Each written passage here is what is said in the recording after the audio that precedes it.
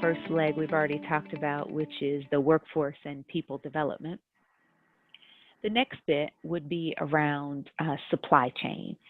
And, we believe that we're retaining value in country, and the best way to do that is primarily through servicing of our GTA project headline contracts and doing so at all tiers of the supply chain. So BP and its key suppliers are prioritizing the integration of qualified local suppliers in support of the project objectives.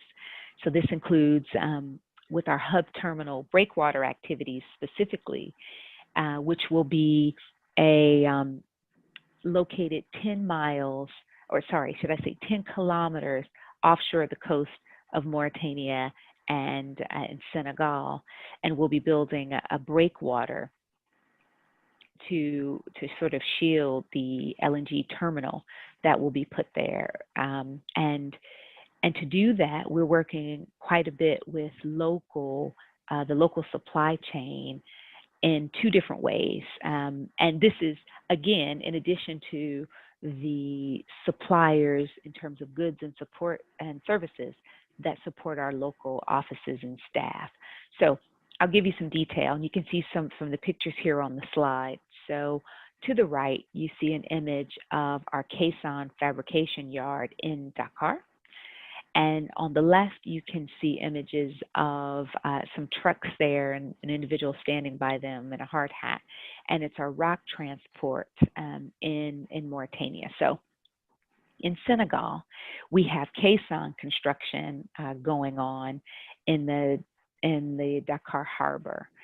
And through that, we're creating jobs for local Senegalese, with hundreds of people expected to be employed at the peak construction period. And to allow this work to happen in the Dakar port, we completed land reclamation working with our major contractor, which was able to pave the way for the caisson fabrication to start. And in doing so, we were able to reclaim from the sea approximately 12 hectares of land that is allowing us to construct, transport, and ultimately we will install 21 concrete caissons offshore. And here's a little bit of a fun fact. Each caisson is nearly the size of the Arc de Triomphe. And so that's in France. So that gives you a sense of the scale of how large these are. So this is by no means a small activity, if you will. And these caissons are designed to be placed on a rock foundation with rock sourced domestically from Mauritania, and I'll talk about that in a minute. The last leg of the stool is really around investing in local communities. And in doing so, we do sustainable community work, and we work closely with communities and local governments and to make sure that we can invest in programs, social investment programs, that really will have a sustainable and long-lasting benefit for the communities. And the goal is to make sure that the local communities where we're nearby, where we're operating, feel the positive benefit of our presence and the projects that we have in the area. Our projects need to align to local needs. So, for example, before, we always get the question of how do you select these projects? And we don't do it alone. As I said, we work with communities, we work with local government, we get input. For example, we have something called the Environmental and Social Impact Assessment. And, it's the very base of what we do. And it includes lots of consultation. So we did consultation with thousands of people to hear their feedback, their concerns, their aspirations, and we take all of that into account as we then go about designing our activities. And in Mauritania and Senegal, our social investment activities fall into 4 areas: economic development, education, environment, and community health. And again, we deliver these projects and programs through local implementing partners, selected via competitive and transparent processes. And throughout, we work really hard to make sure we use a participatory approach that focuses on safety and capacity building to really ensure sustainability. We do monitoring and evaluation, working closely with the local communities, involving local communities, local authorities, and even again, when we're designing the programs, we work with local government to make sure that there is knowledge transfer, for example, from the NGOs, the implementing partners, to the local government and vice versa. So we're building local capacity overall. Thus far, we've been able to support, teacher training, training of school administrators, healthcare workers, and in the area, you have a significant number of local fishing communities. And so we are working closely with them on our economic development and livelihood activities to make sure we can support them so they can do so in a safer way, grow their businesses, and overall their economic livelihoods. So again, it's all built around this capacity building and this making sure we have a holistic approach to local content.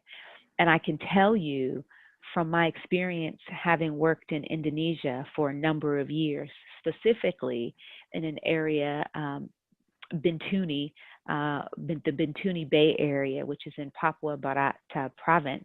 It's an area nearby our Tangguh LNG project, that it's this kind of capacity building that really makes a positive difference for the entire community.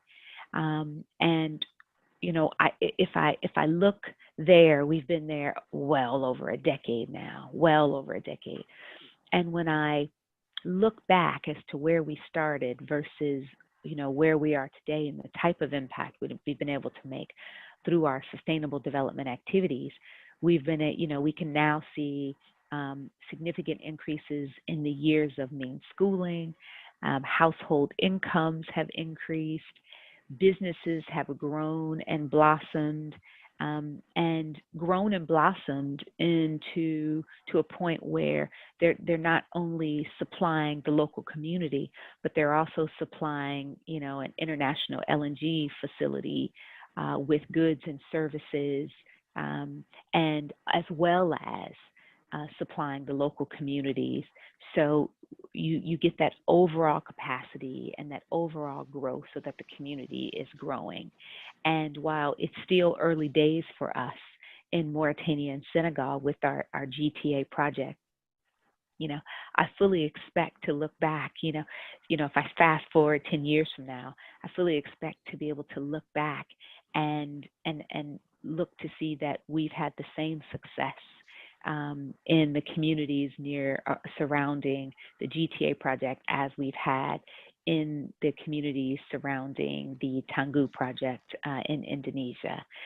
And so I'd say with that, again, capacity building is so important. It just makes good business sense to be able to do the things that you can do locally, to source the talent that you can source locally, to train people, and to do it in a way that is sustainable and will be there for the long term.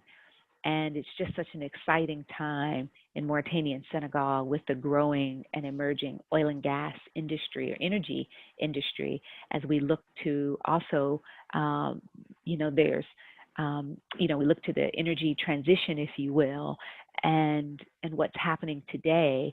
I think it will probably occur even more rapidly. So what we have is a major gas project, and we are building capacity, but at the same time, we're looking to more than that with, what kinds of opportunities are available in the wider value chain of energy, particularly around lower carbon and others. And again, all of that comes with capacity building and digital and being agile. And if we've not learned anything else during this period of the coronavirus pandemic, the one thing we can say is that digital is going to be so important to building sustainable communities. And for example, in Mauritania, we are building a long distance learning center. It's called the Nouakchott Interactive Training Center. And the reason why I sort of held that one to now is because through that facility, it's a multi-million-dollar facility, we'll be able to train using technology more people to support the oil and gas industry in Mauritania and to help them support the capacity building. Far more people than who can jump on a plane and travel off for trainings around the world, or even the time it takes to bring an instructor in, when they can sit down at a desk and they can log on and access virtual training anywhere around the world. That is, we believe that is extremely powerful. We have similar, as a company, have similar training facilities in places like Houston and in the UK. And so to have a facility like that in Mauritania means, many more people can be trained and be able to develop and grow their capacity to be able to effectively manage and run the oil and gas industry in the country, Mauritania, as it grows and evolves.